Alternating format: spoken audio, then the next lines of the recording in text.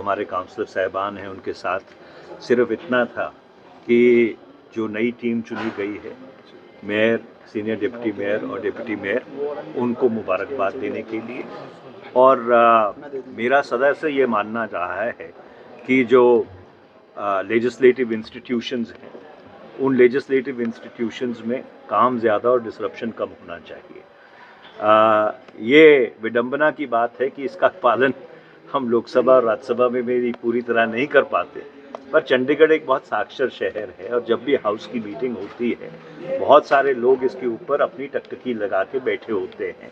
ये जानना चाहते हैं कि जो चुने हुए प्रतिनिधि हैं वो हमारे लिए किस तरह से काम कर रहे हैं। तो मेरी इनसे सिर्फ, सब साथी हैं हमारे, कुछ बड़े भाई हैं, कुछ छोटे भाई हैं, हमारी बहनें हैं, उन सबसे यही गुजारिश थी कि वाद विवाद संवाद आप पूरा कीजिए, तीखे तरीके से कीजिए, पर ये कोशिश कीजिए कि ऐसी परिस्थिति ना पैदा हो जिसमें कोई बदमज़गी हो। इससे पूरे शहर की और जिस संस्था में आप काम करते हैं उसकी जो गरिमा है वो गिरती। एमपी साहब, एक ना डिल्यूजन भी देखने को मिला है, खासतौर से केंद्र सरकार कुछ कहती है और यहाँ पर आकर कुछ और पता चलता है। लोकसभा में जब आप सवाल उठाते हैं तो पता चलता है कि मेट्रो का प्रोजेक्ट ही सामने नहीं आया। इन चीज़ों को किस तरीके से देख रहे हैं?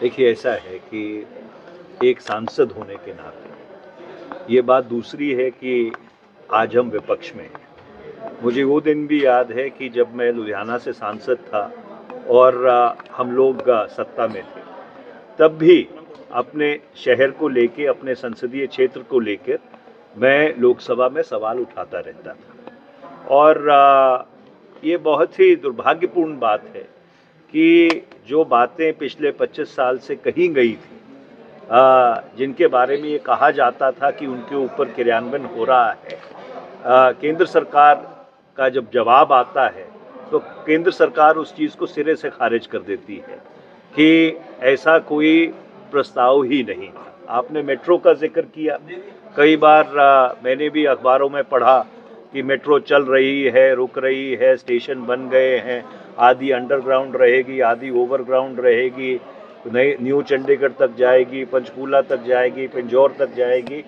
और कागज़ पे कुछ भी नहीं। देखिए, दलगत सियासत से ऊपर उठकर MRTS, mass rapid transport system, इस शहर की नहीं, ये जो चारों शहर हैं, मोहाली, पंचकूला, न्यू चंडीगढ़ और चंडीगढ़, इनकी ज़रूरत है। आप देख रहे हैं कि ट्रैफिक की परिस्थिति कैसी है।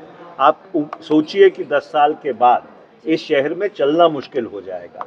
आज भी कई ऐसे चौक हैं जिसको पार करने के लिए, जैसा हेलो माजरा से आप ट्रिब्यून की तरफ आते हैं, ट्रिब्यून चौक की तरफ कभी कभी 35-35, 40-40 मिनट लग जाते हैं। तो इसलिए किसी भी शहर की तरक्की और विकास को जब आप परिप्रेक्ष्य में रहते हैं तो आपको 10 साल 20 साल आगे की सोच रखने की ज़रूरत है, और इसीलिए हम लोग इस चीज़ की हमायत कर रहे हैं कि मेट्रो बननी चाहिए। सर, अवैध रूप से जिस तरीके से अमेरिका में रह रहे थे भारतीय, कल उनको अमृतसर अब एयरपोर्ट में उतारा गया।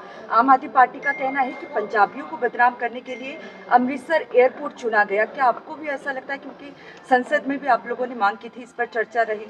देखिए, जो हुआ बहुत ही दुर्भाग्यपूर्ण है, निंदनीय है, और मुझे तो ये समझ नहीं आता कि जो भारत के विदेश मंत्री हैं वो भारत के विदेश मंत्री हैं कि ट्रंप सरकार के प्रवक्ता हैं।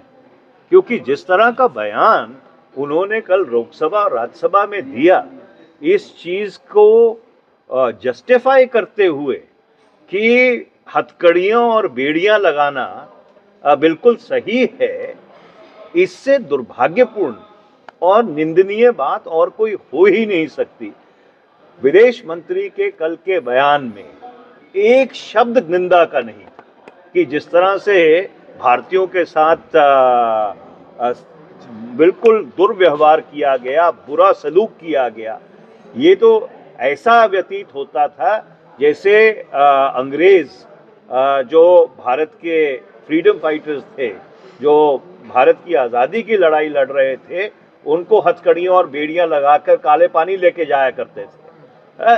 ठीक है, वो लोग कोई क्रिमिनल्स नहीं है, उनको यहाँ पे मौका नहीं मिलता है, आर्थिक मौका नहीं मिलता है, इसके लिए वो बाहर गए। ये बात सही है कि शायद वो अवैध तरीके से गए।